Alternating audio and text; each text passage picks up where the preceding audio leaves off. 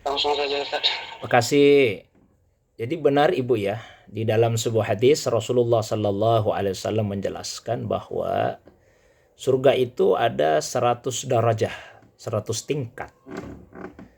Jarak antara satu darajah dengan darajah yang berikutnya, antara satu tingkat dengan tingkat yang berikutnya itu seperti antara langit dan bumi. Jauh sekali. Satu tingkat ke tingkat yang berikutnya itu seperti langit dan bumi. Dan itu ada 100 tingkatannya. Nah, tingkat yang paling tinggi adalah surga Firdaus. Maka Rasulullah SAW kemudian memberikan tuntunan. Idza sa'altumullaha, kalau kalian ingin meminta kepada Allah, mau minta surga, fas'aluhu al-firdausa. Mintalah surga Firdaus. Karena itu tadi Firdaus itu adalah a'lal jinan, adalah surga yang paling tinggi. Tentu tidak sembarang orang yang akan masuk ke dalam surga Firdaus itu. Penghuninya mereka yang betul-betul teruji keimanan kesabarannya. Para nabi mereka teruji keimanan kesabaran pengorbanannya. Siddiqin mereka yang selalu jujur membenarkan sepanjang hidupnya seperti Abu Bakar Siddiq. Ya, mereka yang teruji keimanan, kecintaannya, kesabaran, pengorbanannya. Syuhada mereka yang mati syahid, mati dalam perang membela agama Allah Subhanahu wa taala. Teruji keimanan, kecintaan dan kesabarannya. Maka begitulah pengusaha, pedagang yang jujur, yang terpercaya. Jadi betul-betul harus teruji keimanannya kepada Allah. Teruji cintanya kepada Allah, teruji kesabarannya. Ya, teruji keimanan karena dia harus yakin rezeki itu dari Allah. Rezeki dari Allah Subhanahu wa taala. Maka orientasinya itu ketika melakukan sesuatu itu orientasi akhirat, bukan hanya orientasi dunia. Saya kasih contoh ya. Sebagian orang dia melakukan transaksi ekonomi atau semua aktivitas usaha itu yang halal. Pertimbangannya apa? Oh, supaya hartanya lebih berkembang lagi. Ya, supaya rezekinya lebih lancar lagi. Itu kan orientasinya masih orientasi dunia. Ya, jadi dia melakukan aktivitas halal, transaksi yang sesuai tuntunan agama, tapi orientasinya orientasi dunia. Oh, supaya lebih lancar usaha, lebih berkembang lagi usahanya. Meskinya tidak hanya sampai di situ niatnya. Tapi seseorang itu berusaha dan dia melakukan usaha yang sesuai tuntunan agama bukan hanya supaya rezekinya lebih lancar di dunia, tapi supaya dapat keridhaan dari Allah Subhanahu wa taala. Itu yang harus ditanamkan kepada orang-orang yang di sekitar kita, pada bawahan-bawahan kita bagi yang punya bawahan, pada rekan-rekan kita, mitra-mitra kerja kita dan sebagainya. Tanamkan bahwa yang kita cari ini ridha Allah.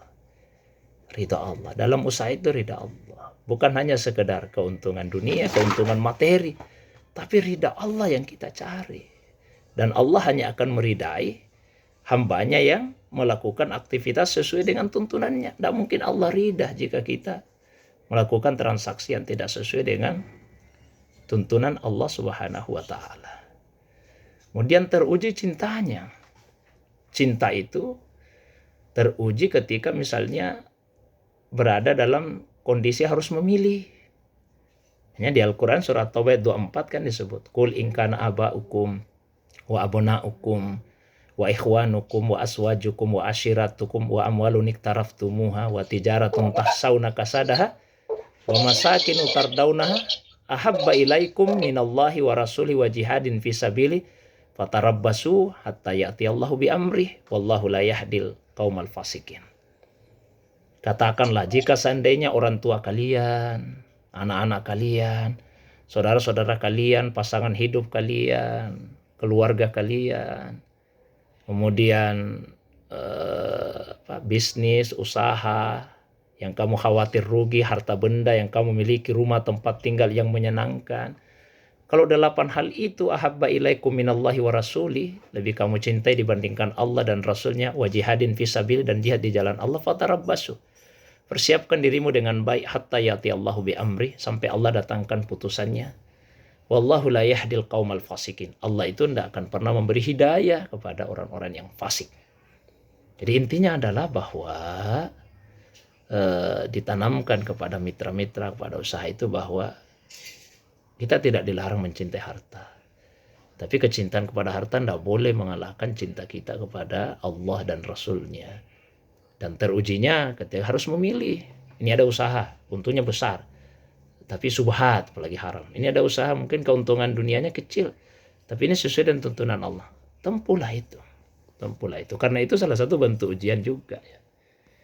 Nah, kemudian yang berikutnya pengorbanan. Jadi harus ada pengorbanan. Di atas semua itu adalah jangan lupa keteladanan. Tidak ada sesuatu yang paling besar pengaruhnya dalam mengubah orang lain dibandingkan keteladanan. Faqidus syai la yu'tihi lil ghair. Orang yang memiliki tidak akan bisa memberi. Jadi kalau kita punya partner kerja, rekan-rekan, punya bawahan apalagi ya, karyawan-karyawan, tunjukkanlah contoh dan keteladanan. Biar tidak terlalu banyak kita bicara, tidak berbusa-busa mulut. Tapi kalau kita bisa memberikan contoh dan keteladanan, insya Allah itu akan memberikan pengaruh yang sangat besar. Nah, itu untuk pertanyaan yang pertama ya. Allahu a'lam bishawab. Kemudian